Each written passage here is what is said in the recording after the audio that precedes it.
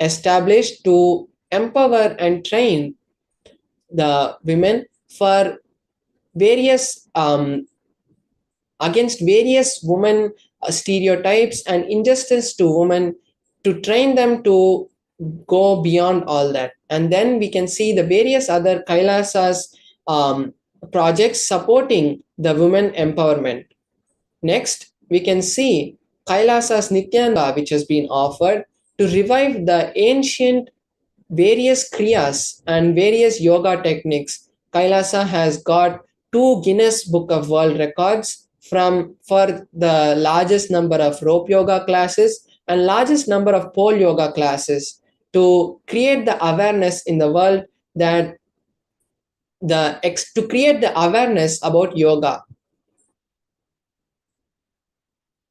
Next, we can see a very historic moment that has happened in the history of Sri Kailasa and the history of the Hindus. We can see the Kailasa's permanent ambassador going to the United Nations, and in the 14th session on minority issues, the permanent ambassador of Hinduism, on the behalf of the 2 billion Hindus, had spoken and told the United Nations about how the Hindus have been persecuted, and how Hinduism can be the only solution for the future. Next, we can see after even all these murderous tortures which has been happened, over 70 assassination attempts on the Supreme Pontiff of Hinduism, 40 attacks on community members, and destruction of monastery and temples. And we can see how even after all this, the Supreme Pontiff of Hinduism has stood strong and continued to provide all the benefits of Hinduism to the whole of humanity. Now, we'll be entering the next segment of the program. We'll be entering the Manifesting Shaktis segment. And in this segment, we'll be having a live demonstration of the powers of Paramashiva. So before that, we'll understand first what are the powers, what is Shaktis. So in the Veda-agamas, the source scriptures of Hinduism, Paramashiva elaborately reveals the detailed instructions and the details of how the human beings are hardwired to manifest these extraordinary Shaktis, and how the Shaktis can be manifested by a human. Now we'll be seeing the difference between the Shaktis and Siddhis.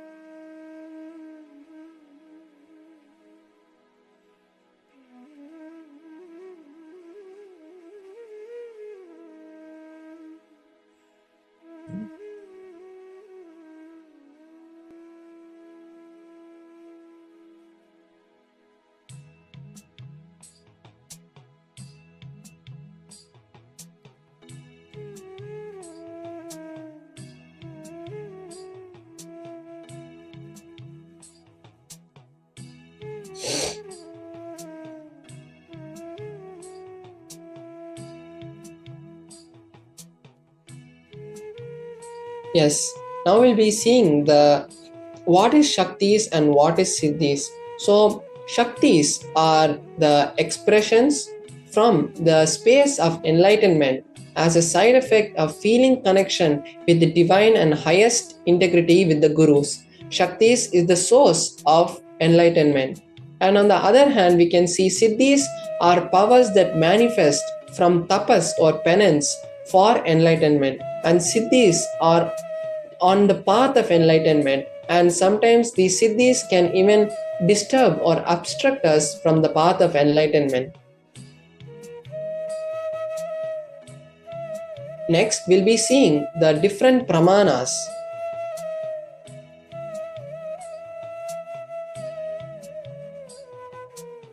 We'll be seeing the different pramanas. So there are four main pramanas that we take when we have to manifest the powers. First is the Shastra Pramana, which is the scriptural references directly given by Paramashiva in the Vedas and Agamas. The details of the powers which are given in the Vedas and Agamas by Paramashiva is the Shastra Pramana. The Apta Pramana is the time-tested, foolproof research by and experiences of the rishis that have come in the past and manifested all these shaktis.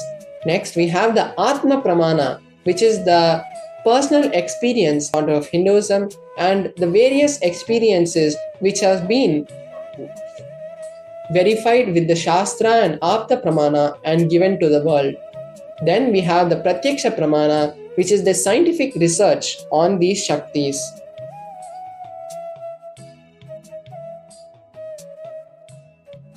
So the source of these Shaktis is Paramashiva. Paramashiva is the primordial divinity in Hinduism, the ultimate reality and cause of which this self-effulgent Swayam Prakasha, all-pervading and beyond time and space. This form is Paramashiva, is the source of all these Shaktis.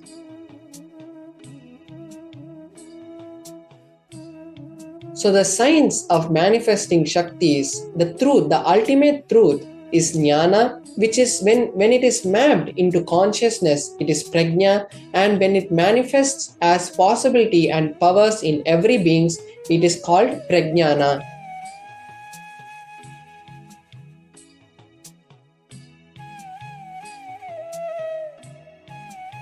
Now we'll be seeing the power of third eye, the powers of the third eye. We'll be seeing the Shastra Pramana, Apta Pramana and Atma Pramana for the powers of third eye.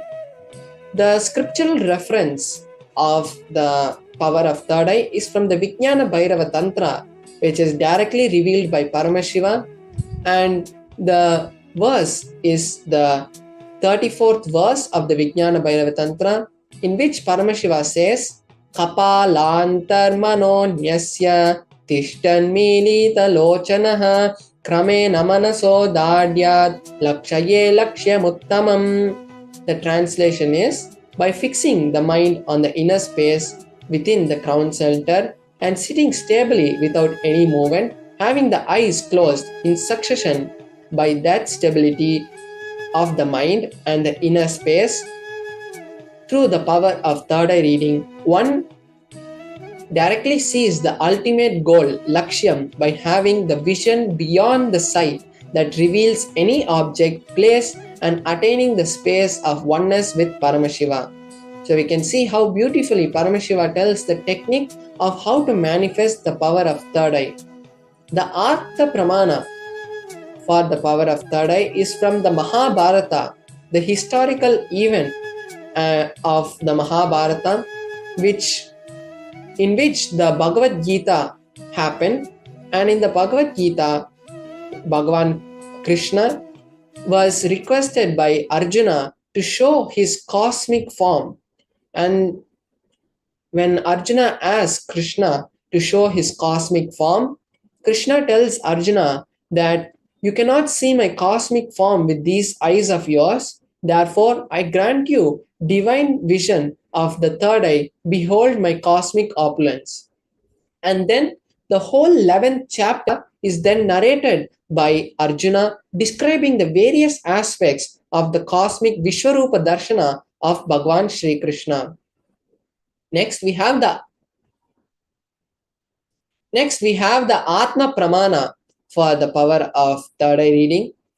For the power of third eye, Swamiji, the Supreme Pontiff of Hinduism, in his own words, says the first experience that was able to see everything around me, above me, the whole 360 degrees, in 10 directions, and below me, everything I felt, I was able to feel everything. I realized not only that I was able to see, I was able to feel and experience all around me.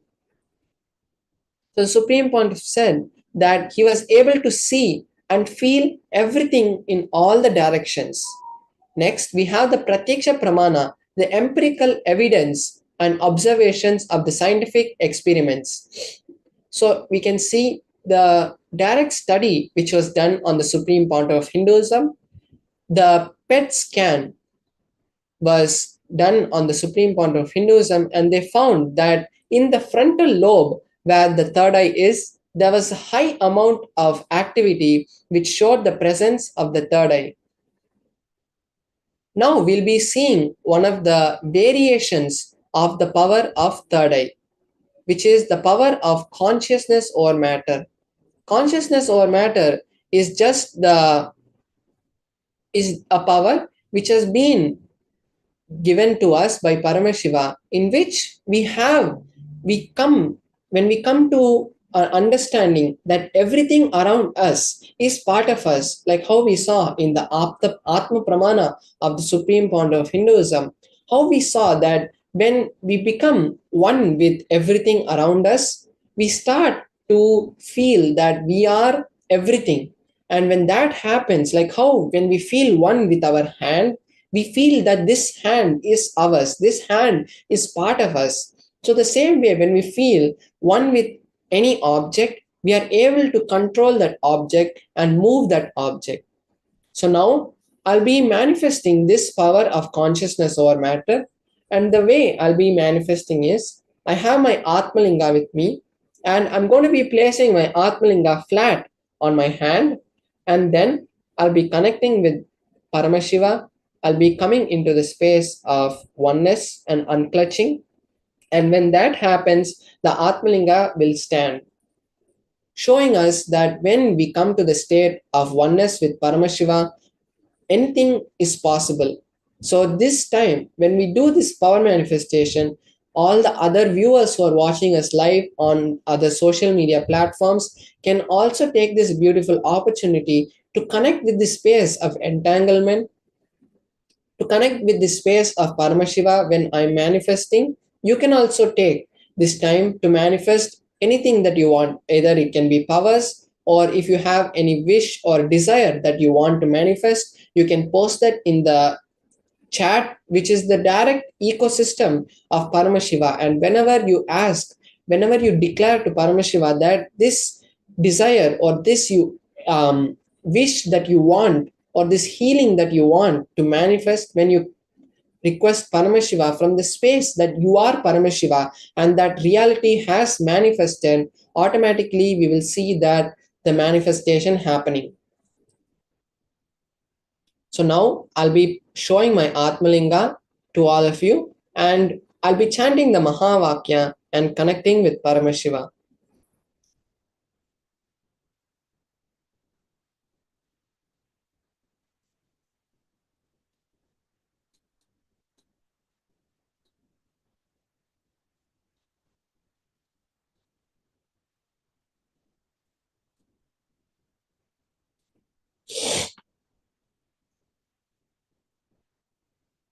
So all of us can take this time to post any comments and post what desire or wish or healing or manifestation that you want in the chat.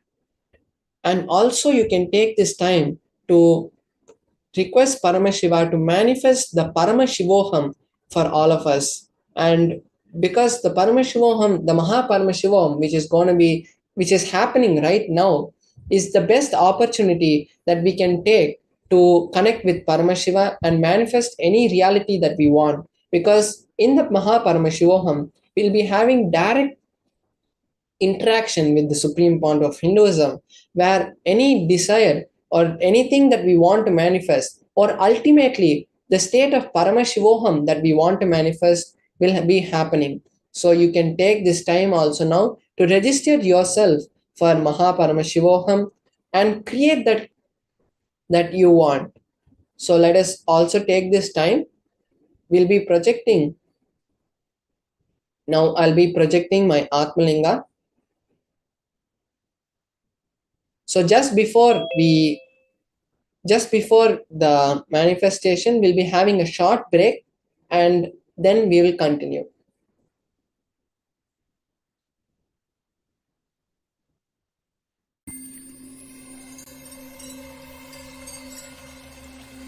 I welcome you all with my love and respect.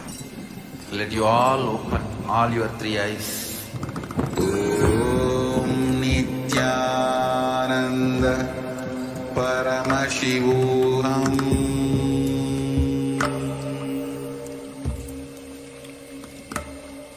Om Nithyananda Paramashivam.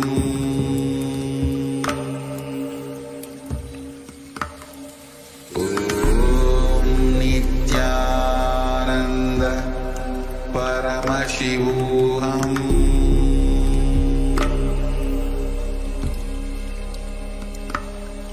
Om Nithyananda Paramashivam. Om Nithyananda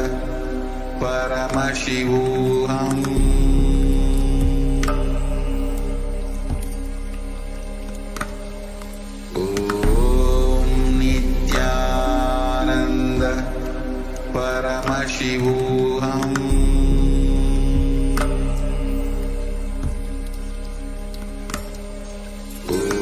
Om Nithyananda Paramashivam.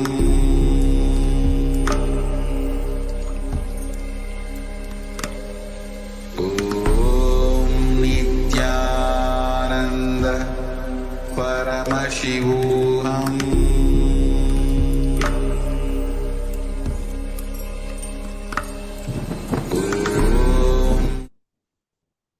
So now we can see that I have my Atmalinga over here, and this is just a cushion so that when the Atmalinga rolls, it falls down. And to make sure that doesn't happen, as the Atmalinga is a sacred object, um, I'm placing my hand on a cushion, which is a flat surface, which is placed on a flat surface. And we can also see that the Atmalinga is made of crystal, and it's not any metallic, or it doesn't have any metal substance, or any way a magnet or another external thing can be used to make the Atmalinga move. And my hand is here, so you can also see that in my hand there is no ropes tied, or there is no glue that which can be used to make the Atmalinga stand. And it's just going to be the intense connection with Paramashiva that is going to create the manifestation. So now I'm going to be placing my hand, and I'll be intensely chanting the Mahavakya. And when that happens, we'll all see automatically that the Atmalinga stands. So now all of us can also chant the Mahavakya along with me to create whichever reality that you want to manifest. Om Nithyananda Paramashivoham. Om Nithyananda Paramashivoham. Om Nithyananda Paramashivoham. Om Nithyananda Paramashivoham. Om Nithyananda Paramashivoham. Om Nithyananda Paramashivoham. Om Nithyananda Paramashivoham. Om Nithyananda Paramashivoham.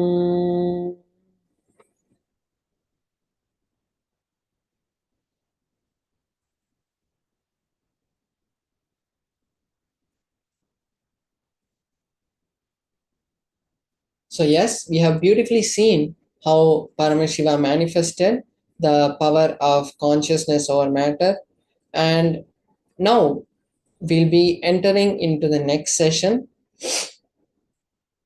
Now we'll be entering into a introductory session into the Bhava Samadhi Darshan of the Keshavartha Murthy, Ekapada Murthy, Tripada Trimurti, and Chandra Chakradhana Murti. These four manifestations of Paramashiva. Today we be having these three Bhava Samadhi, these four Bhava Samadhi darshans, where we'll be seeing the Supreme Pontiff of Hinduism manifest the state of Nijavatara of these four manifestations of Paramashiva.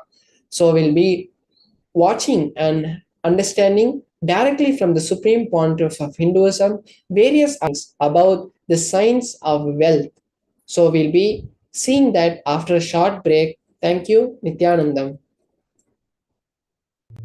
Since the beginning of time and space, Bhagwan Paramashiva, the all-powerful, all-pervasive, and all-knowing ultimate superconscious existence, revealed in the Vedas and Agamas, the source scriptures of Hinduism, the truths about himself and the manifested universe and its multidimensional and simultaneously existing dimensions and worlds, also known as parallel universes or vertical time zones. The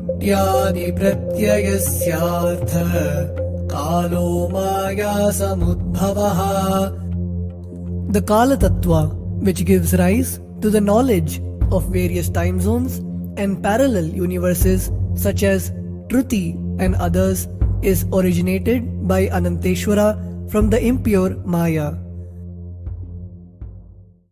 Bhagwan Paramashiva mentions that as we experience the various higher states of consciousness, we simultaneously experience the various time zones associated with them.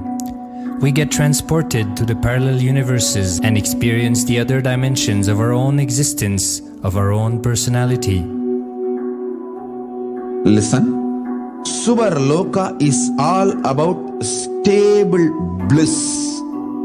Absolute health and stable bliss. Maharloka is all about the highest peak possibilities. Jana Loka is the place where you can exist in multiple bodies at a time. You experience oneness as the super reality. Tapa Loka is that last struggle you go through. Sometimes you know you are Paramashiva, sometimes you just slip off, but again you say, I am Paramashiva.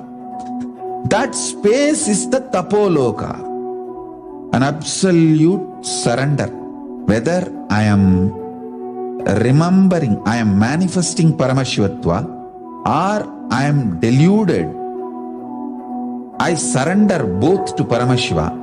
When you take that decision, you are lifted to Brahmaloka. You move to the Brahmaloka. The deep surrender lifts you to Brahmaloka. Then from there you move to Parandama, Vaikunta, and Kailasa, then Mahakailasa itself. The key to unlock these parallel universes is the human body.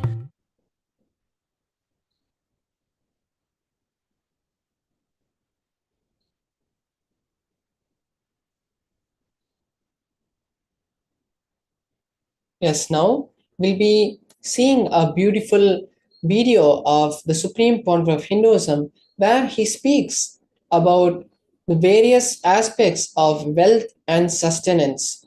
So now let's all sit straight with our head, neck, and spine in a straight line. And now let us get ready to see the video.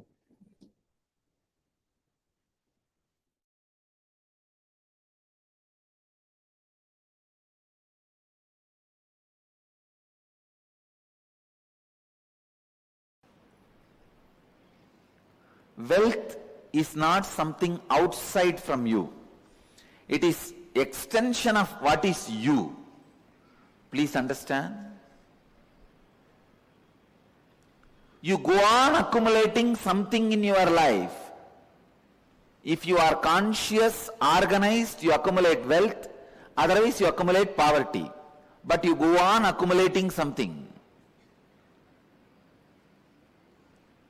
Please understand, you cannot be in between. You can't say, no, neither I am progressing, nor I am losing. No.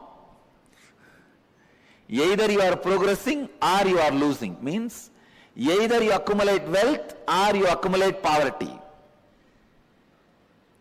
Accumulation is your life.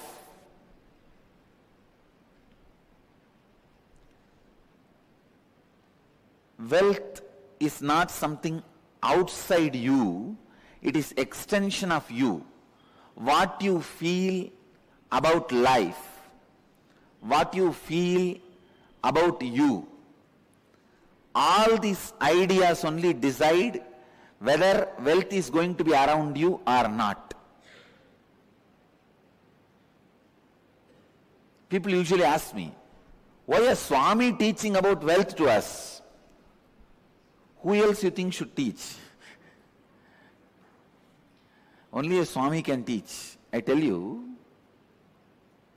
because your concepts about you plays a major role.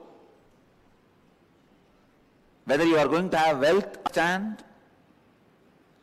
If you are not attracting wealth around you, if you are living in a consciousness not enough, there is something seriously wrong with your being.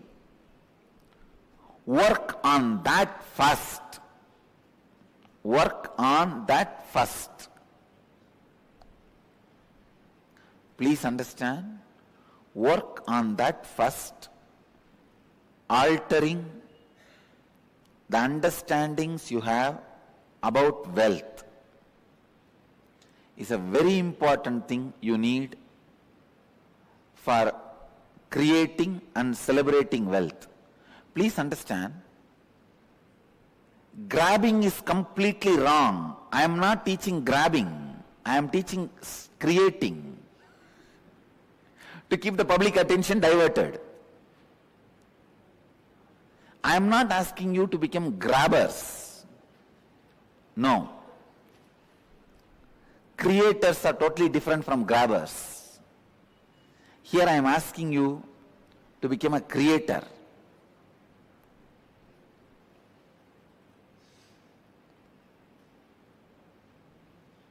Wealth is not just money and gold alone.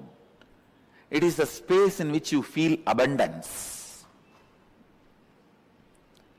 I am not saying without money and gold start feeling. Have enough and have the space enough, both. Have enough, have the space enough. Have abundance. Please understand. Wealth,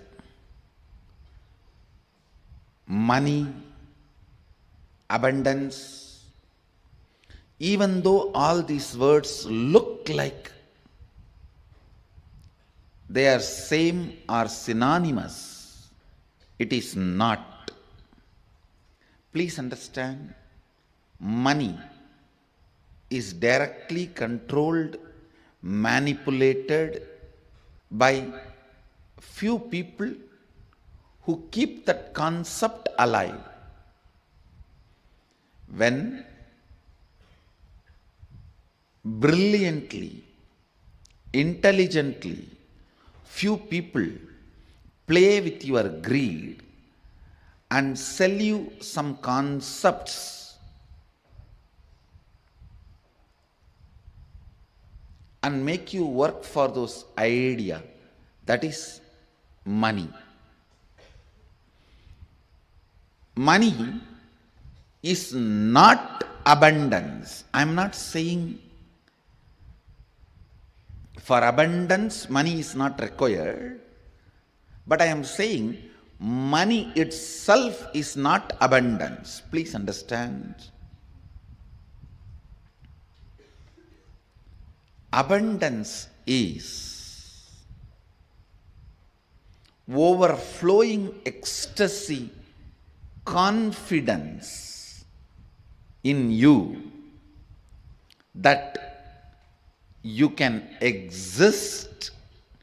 Your existence is joyful, blissful for you and the people around you. Please, I'll explain step by step. But today I wanted to give you the last word on abundance. No beating around the bush. Last word on abundance. Listen. Even that word has nice meaning. Abundance. Bund means bank. Abund means without bank. Dance. Jumping without a bank. Jumping without a bund. Abundance. See, a overflowing excitement, intensity about your existence is wealth. Understand? Overflowing abundance about your existence, which expresses as your health, as the confidence to make whatever you want, as a strength to manifest everything you need, and not attacked, disturbed, destroyed by the so-called social impossibilities put on you. Please listen. Society puts impossibilities on your head so that the idea you can lose the purpose, you can lose the goal of your existence. Please understand. Man who remembers his purpose and goal can never be manipulated or controlled. He will always be living in abundance. If you want to enslave somebody, first thing you have to make him forget his goal.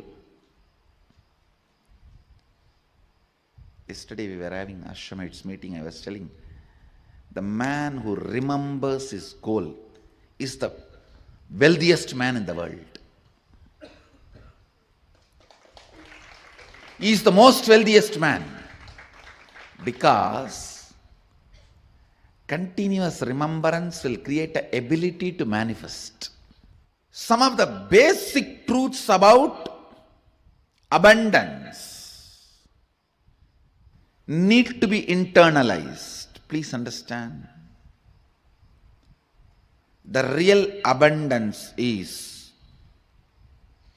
awakened feeling. That's the essence. Experiencing awakened feeling physically, mentally, in the muscle memory level, biomemory level, and bioenergy level. Experiencing awakening is abundance.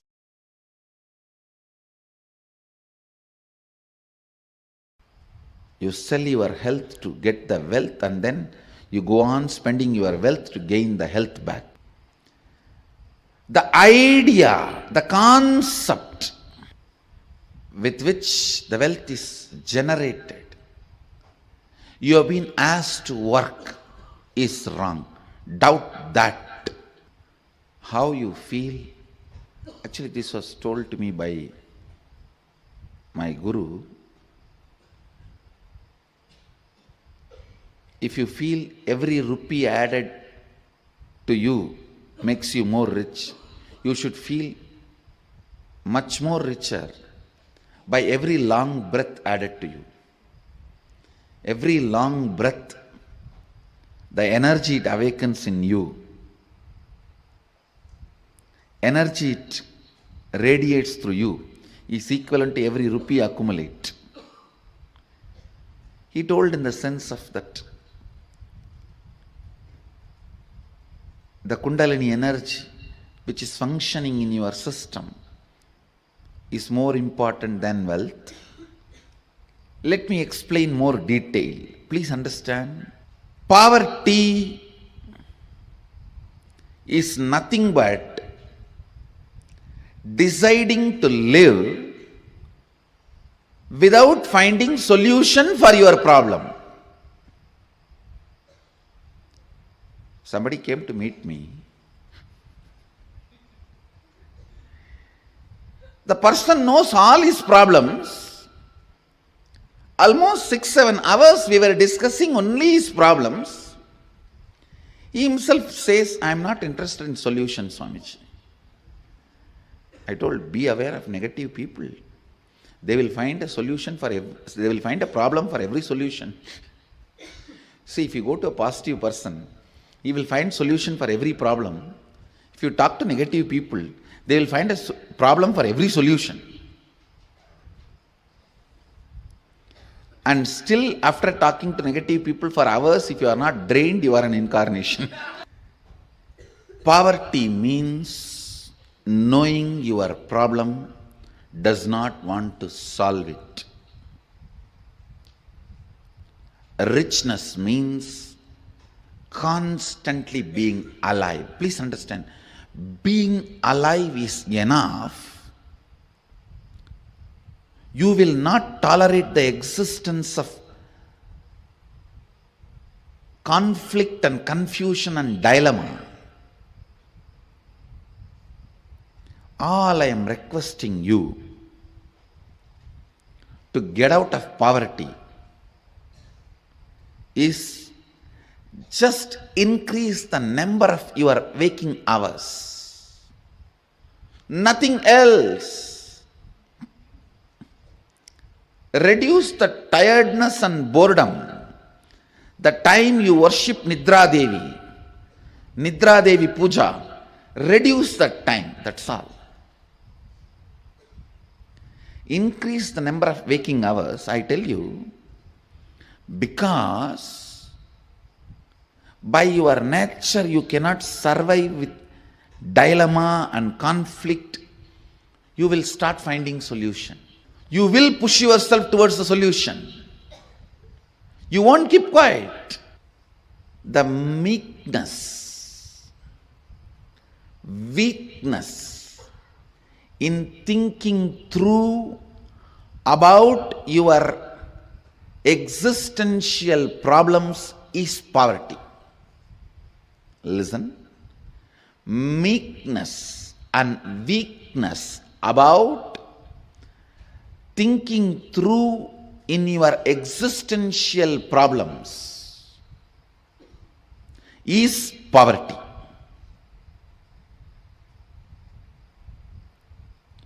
Poverty is nothing but resistance to life.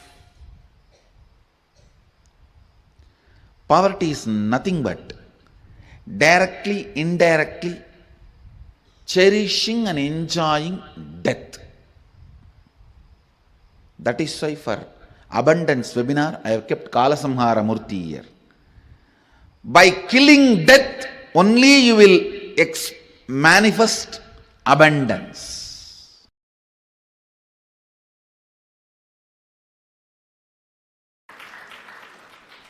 See, money is simply extension of your understanding about you.